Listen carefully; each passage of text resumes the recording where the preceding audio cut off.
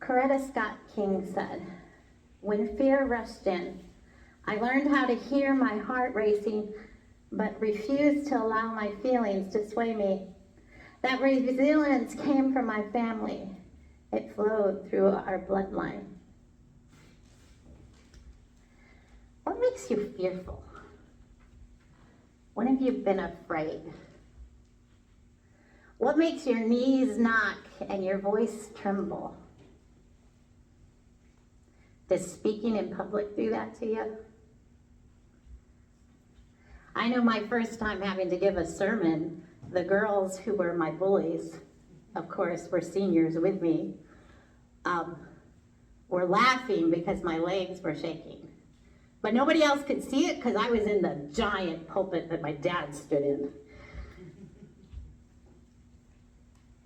But I spoke anyway, and afterwards, those girls' bullies' parents were all like, "So you're gonna become your dad someday, aren't you?" "No," I said. But I spoke anyway, even with my knees shaking. And it doesn't always get easier. It's partly why I pace, is because every time I go to preach, my adrenaline spikes and I get nervous. Because introverts don't like to get up in front of people and talk. What makes you fearful? What makes you shake or tremble? What has changed you that made you work through that fear anyway? Our story today with Mary has a weird translation that the NRSV does. It says, Mary was greatly perplexed. But it actually says, Mary was greatly troubled, which is a variation on the word that was used with Zechariah last week for when he was fearful.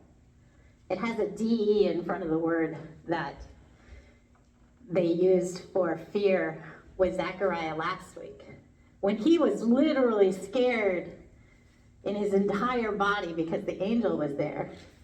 It says that Mary was also greatly troubled, that she had an inner disturbance, that her bodily had a dissonance. Mary isn't simply perplexed or puzzled. She's scared. She's shaken. She's thrown off balance, possibly afraid for her life. So when she speaks and says, "How can this be?"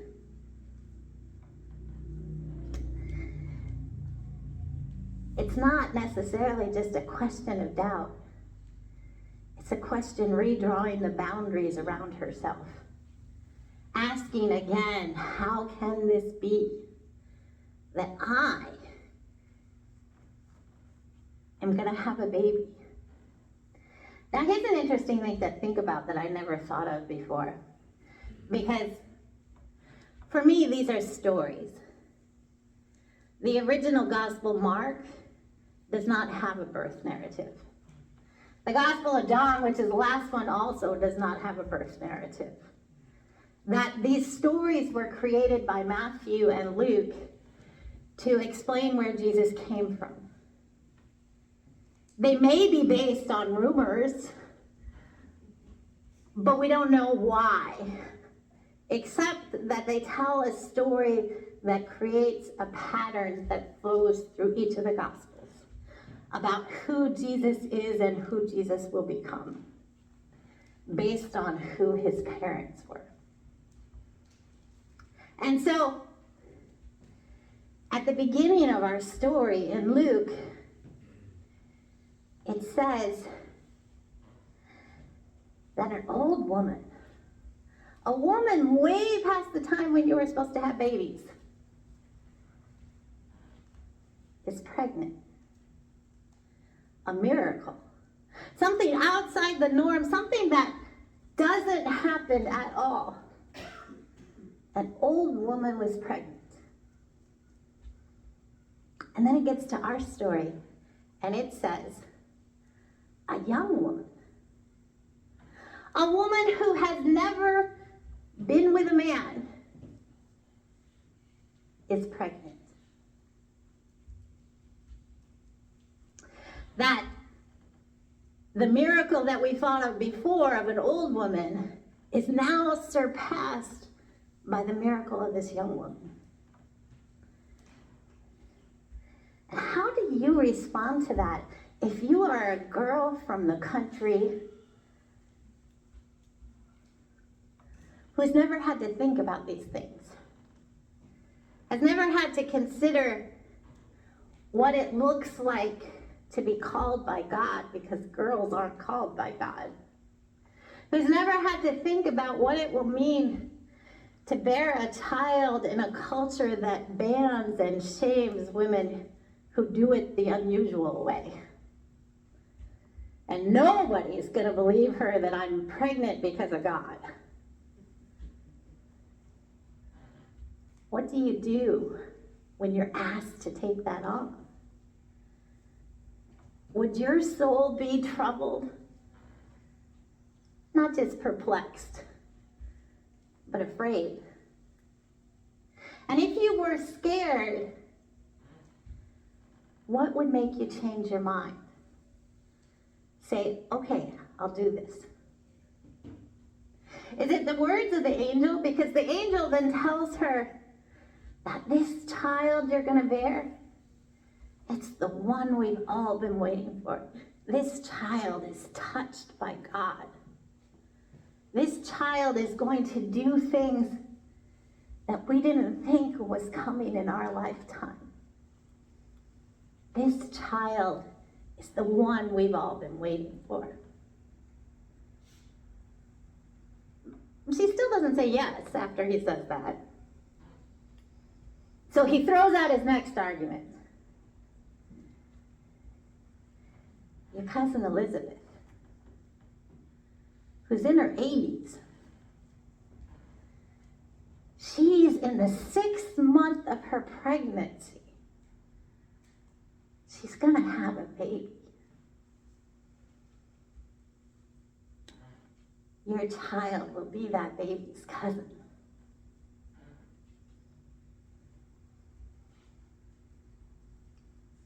And does that change her? The knowledge that if God could make an old woman pregnant and have a baby, if my cousin, who's already past the point, usually when the baby doesn't make it, is still pregnant. If my cousin can do this, could I do it? Will there be enough support for me because that baby will have other people around?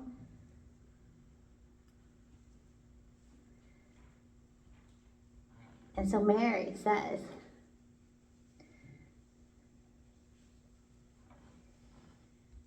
yes. Let it be with me according to your will. She says yes.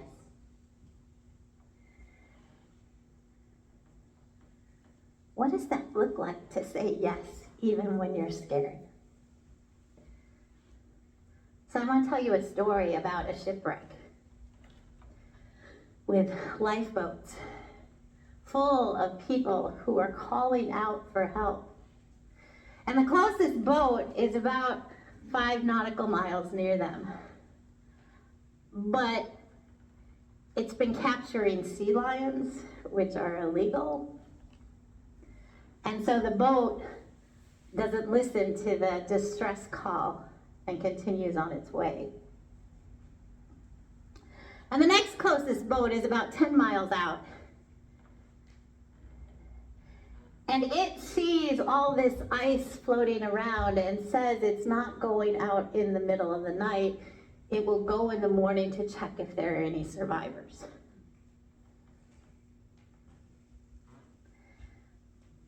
And a captain on the next boat, which is 20 miles out. It might have been 50, but I don't remember. Looks at the water and sees all the ice. looks at the darkness, and tells his crew, we're going to try anyway. And they sailed through the dark and through the ice and rescued over 750 people. That if that captain hadn't decided to go even as he was scared that his ship would be hit by ice too, those survivors of the Titanic would have never made it. That he went even though he was scared. What does it look like to move even when you're scared? There's a story that Tetna Galician told in one of her TED Talks. And in her TED Talk, she was invited to speak about her work with Indian women in the parts that we don't talk about, with the people we don't talk about, with the women who are ignored. And she tells the story of a blacksmith, a female blacksmith, coming up to her and telling her her tale of woe. The blacksmith wanted to save money, and she wanted to open a bank account to save that money. But the amount of money that she wanted to save was the equivalent about 15 cents a day. And all of the banks in the area turned her down and said no. And so she's come up to Tetna to ask her to help. To ask, what can we do to change this? And so Tetna also tries to apply for a banking license so that she can provide the banking services for these poor women who can't get any bank to accept their money. And the bank turns her down because, well, they can't license a non-literate woman to be able to run a bank. So Tetna started a literacy group in her village to learn how to read and write, to study hard and become literate. And after 5 months, Tetna goes back to the Reserve Bank with the other 15 women and reapplies for that license. Now more than 100,000 women bank with Tetna and her group, with more than 20 million in capital. That even when people were saying no to them because of what they looked like, what their gender was, where they were from, those women persisted. They kept calling out and saying, we will do whatever roadblock you put in front of us until you say yes. They did it, even in the fear of what reprisals could happen.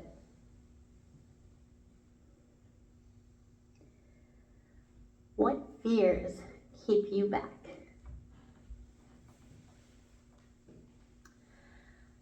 So I've always gone to protests, as you know. And it's not always comfortable or easy, because sometimes when I was in Connecticut, I would drive all the way down to Washington, D.C., through the traffic, through a place that I had never been before. Back when you had more courage than you know what to do with because you're young. But it still would always spike my adrenaline to have to move into spaces where I might be the only person that I know.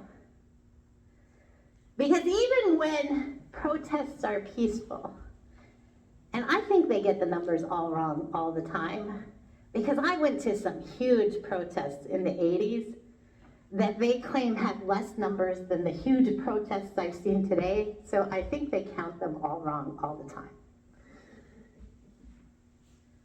But in those moments, when the police are lining blocks to keep you from going through places you're not supposed to go to,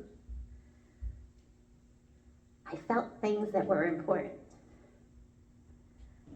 that it was my call to do stuff, to put on my collar and be in a spot where we said no. I have pictures that you can find on my Facebook page from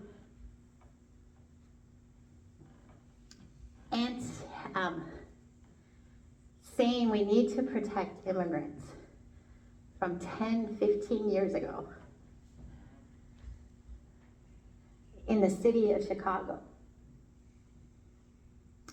where there may have been, 100 of us at the protest on Daly Square. But the way we were treating immigrants under Obama was as bad, if not worse, in some ways than what had come before, or we knew about it now. Even when we're fearful, we stand up. And so, standing up isn't always easy, but the thing I've learned, because now I get asked to actually speak at things, if I go in and haven't talked to God about it, what I say isn't going to be very good and isn't going to stop my knees from knocking. But if I spend time in prayer and ask God to guide my words, the words flow in a way that's different, that moves people, that lets people say, you were so good, and allows me to be, that's because I do it for a living. The other people just got up and spoke. But when you're afraid and you invite God in, what happens changes. Our stories today are to invite us that even when we're scared, to do it anyway. To take that chance. There was a story on NPR as I was driving in this morning about Pearl Harbor, which happens, is it tomorrow? Today? It's a story of Doris, who was a cook on one of the ships that goes down. And as the ship is being bombed, the people on the deck tell him to pull the captain to safety. So he pulls the captain out, and somebody else says, you need to shoot the people around us. But he's never been allowed to shoot one of the weapons because he was black. And he shoots those around,